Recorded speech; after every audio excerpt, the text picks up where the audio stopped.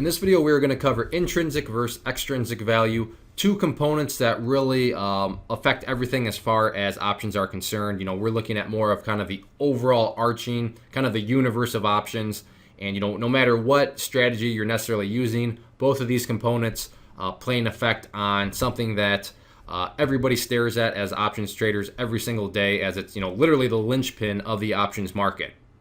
So why do these two terms even matter? Well, it all revolves around the option premium. And like I said, this is the linchpin of everything. I understand you could argue that and say, well, what about this, that? But at the end of the day, when you boil it down and look at it at its, purest form, everybody cares about, well, what's the option premium? What's the price of the option?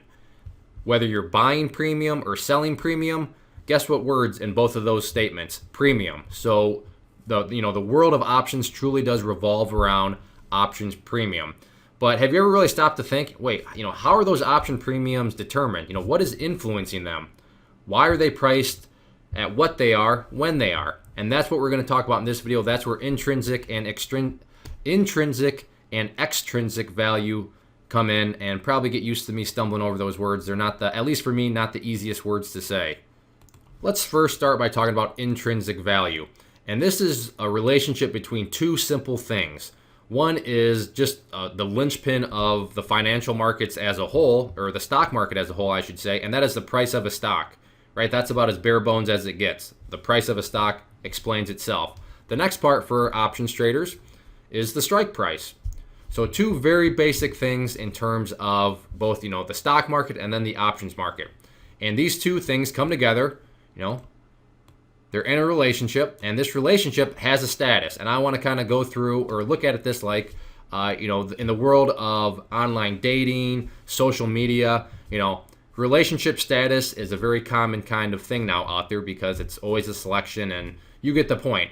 But relationship status in terms of intrinsic value, well, how do price of the stock and the strike price function together? You will notice there's no calculus here, there's no algebra, there's no geometry, it is subtraction. So by no means is it's a little too complicated. That's not an excuse.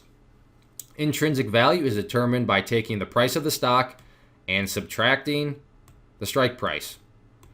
I didn't say anything about taking the derivative. There's no taking the cosine and tangent, nothing like that. Subtraction.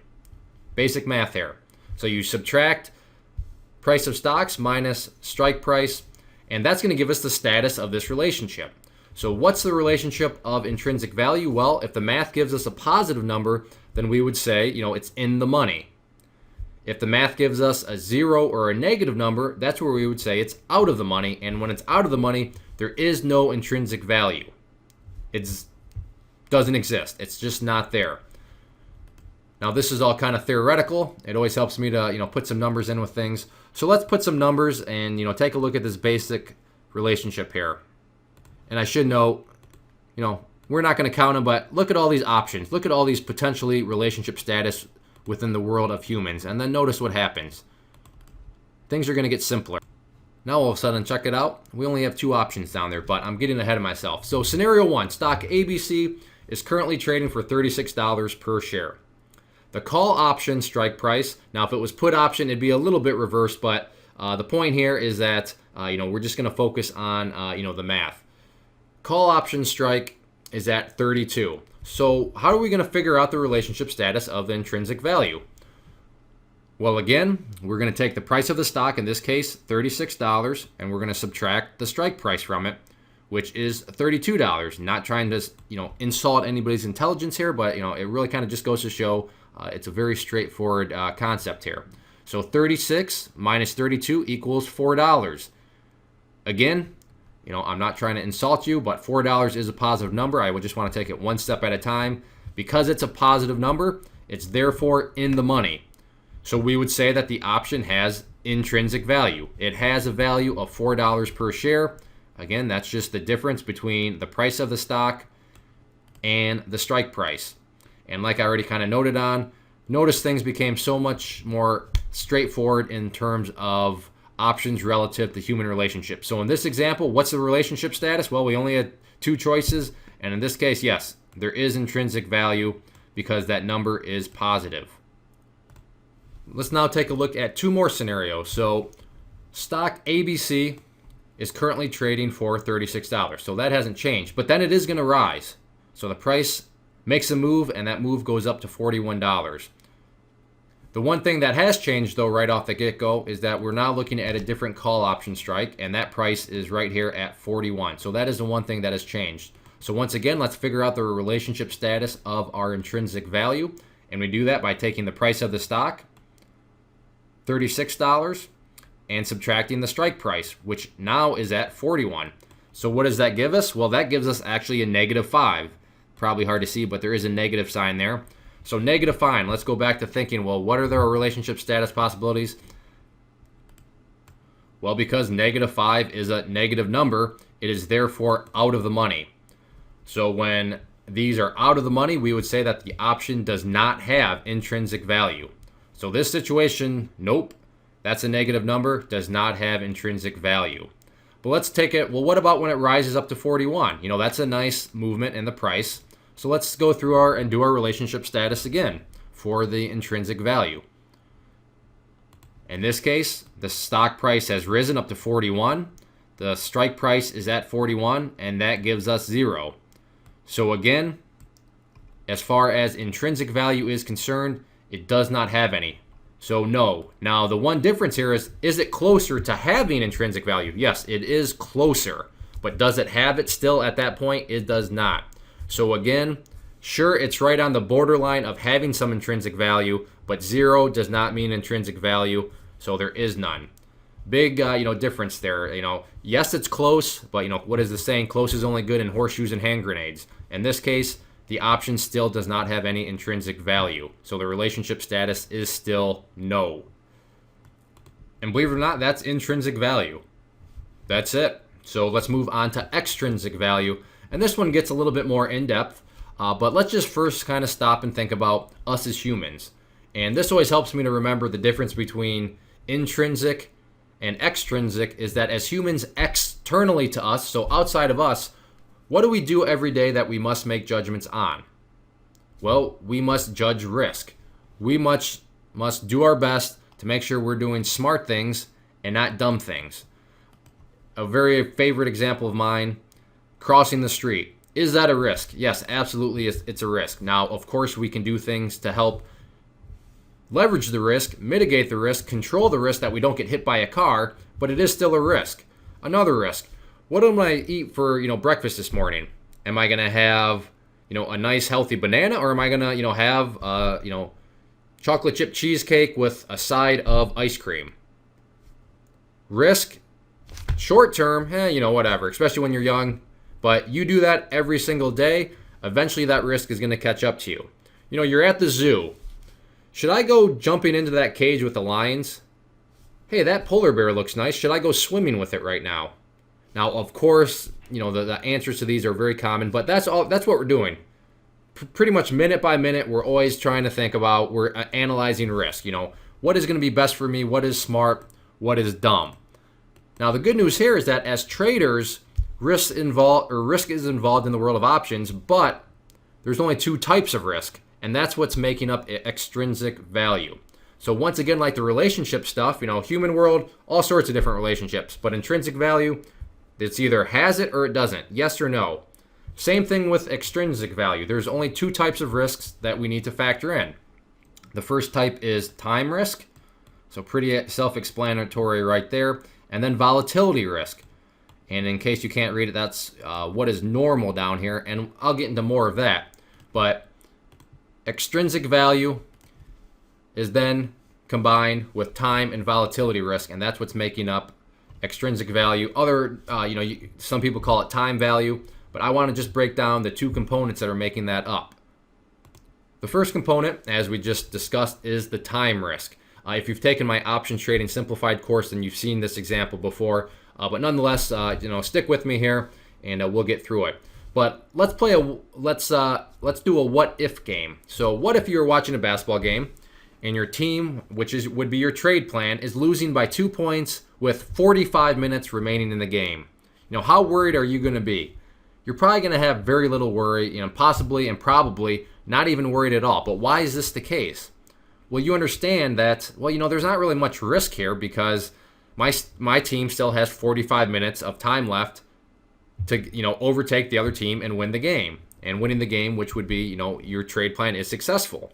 But what happens if all of a sudden it's, hey, you know what, your team is losing by 2 points. So 2 points, that's the same. But now with 2.7 seconds left, how worried are you at this point? You're probably thinking, well, that totally changes everything. I am extremely worried. But why is this the case? Now, keep in mind, in both of these what ifs, your team is only losing by 2 points. So wouldn't the risk still be the same? Because in both situations, it's 2 points, where you're thinking, well, of course not, because something happened that altered the context. And what was that thing? Time. Time is what altered everything. 2 points has a big difference when there's 45 minutes left versus 2.7 seconds left. I don't want to, really, beat this dead horse, but it's one of those things where when you stop and think about it, that's really what gives, think about it, a sporting event or any type of game, even if it's a board game that has a time element, that's what kind of spices things up, right? Because there's something that's decreasing, and as the time decreases, things, pick up in heat because, okay, there's less and less time left, and that's what's going on with the options market, and that is a big risk that options carry within them, is time. So as we just, went over what altered the context, because, yeah, sure, it was 2 points, but, time leads to an eventual expiration, and hopefully expiration, you're thinking, well, of course, options expire. If you've never heard expiration and options before in the same sentence, then I'm thinking this course is probably going to be a little bit too much for you. So, maybe, pause this one and go, do some more basic, looking into things. But, because the game, going back to our example, time expires, it does introduce that risk that a player and coach need to account for, right? A coach and players, they're going to act in certain ways depending on how much risk or not risk is left. And that's going to depend on, well, how much time is left. It's one of those things where, if your friend calls you up and says, hey, the team's losing by 2, what's the next logical question that you're more than likely going to ask? Maybe, well, who are they playing? But if you already know who they're playing, the next question is probably going to be, well, how much time is left? Have you ever thought, why do you ask that question, how much time is left? Again, it's one of those things where we're always analyzing risk. Externally in our human lives, even when it comes to a simple basketball game or football game or soccer game or, whatever, we're always analyzing risk. And that is our way of analyzing risk when it comes to sports is, okay, the team is down by 2 points, but that doesn't really mean too much to me because I need more context. So how much time is left? And that all of a sudden opens up the world. And the same is true for options. Options are not a never-ending story. They have an end. Their time runs out. The game clocks hit 0, however you want to look at it. They expire, and this produces the risk for a trade plan. Now, the interesting thing here as we move into, advanced options trading is that, depending on the strategy you're using, time can be your friend or enemy. And that's what this little graph down here represents. It's very just a broad concept of things, but, look at it like this, so for some example, or for some strategies, we'll just pick a point on the line right here. Your profit potential is very high. And at that point in time, there's lots of time left because here, lots of time, and then way over here, the game is over. But then you look at it over here and notice where the odds of accomplishing your goal at. Higher down here, low up here. So sure, you have a high probability, or excuse me, you have a opportunity at high profits, but it's coming, very low odds of accomplishing that goal. And you have lots of time left. So this would be one where, lots of time left is actually, a hindrance to you because it's lowering your odds of success. Now, what about this one right here? So let's take a look at this point. So in this point, again, you have lots of time left. So there's lots of time. But all of a sudden in this, because there's lots of time left, you don't have much profit. But you also match that up with over here, and you also have nice high odds of accomplishing your goal. In other words, the options market is very efficient. It all boils back to, high risk, high reward. Low risk, low reward. Right here, you have low profits, right? Your reward is very low. But you also have high chances of that happening. And in this situation, you have lots of time left. Whereas in other strategies, when you have less time left, so right here, the game is almost over, right? You know, time's about to expire. But in this case, and this strategy, what does that do for you? Well, your profits are not going to be that good. But what does that do in terms of your odds of success? Hey, you have high odds of success when time's about to run out. Whereas up here, you know, other strategies, well, what are we looking at here? Again, time is about to run out. So in some situations, you would think, wow, that's not good, that's not good, that's not good. But in some situations like this, hey, that's actually a good thing, and you could have massive profits. However, the market is efficient. The odds of accomplishing that goal, pretty darn low. So, you know, you don't want to play out at the extremes, but you want to, you know, find areas within, you know, kind of the happy medium. And that is what, you know, advanced options trading is all about. You know, just a basic principle or basic example of this would be, you know, again, if you've taken my option trading simplified, think about, you know, just buying a premium, and you want the premium to go up in value. And you want to buy, you know, one of these ones that are, let's just take it to a real extreme. You know, it's trading for a penny. Now, why would it be trading for a penny? Well, it would be trading for a penny because there's very little time left, right? It's about to expire. It has just dwindled down in value. So time's about to expire. What are the odds of accomplishing this? Very low. Now, why are they low? Well, because time's about to expire. There's not much time for your trade plan to work out. There's not much time left for you to accomplish your goal. However, in the, you know, kind of freak of nature type thing, if that actually works out, what can happen? Your profits can be huge because all of a sudden, you know, something, you know, bizarre happens, and this thing goes from 1 penny to, you know, 50 cents or 25 cents. Any of those would be very nice gains. So can it happen? Sure, but the likelihood, the odds of it happening, not very good. Why is that the case? Again, goes back to that time risk. Time is not in your favor at all. The thing's about to expire worthless. That's why it's trading for a penny in the first place. So that's how time risk all functions. But again, it's a matter of perspective, because in some situations, lots of time can be good for your profits. In other situations, or in other times, you know, time almost over can actually be good for your profits, but those profits aren't going to be as big. So we'll dig more into that as we go through the course. But I did want to get, you know, this, discussed up front to show kind of how time, you know, really can hurt you or help you. Now we got to talk about volatility risk. And, you know, that's where, you know, what is normal. But this needs to be, you know, talked about in the next video. We're going to talk about implied volatility. Maybe you've heard that term. Maybe you've tried to understand it and you're thinking, what is going on?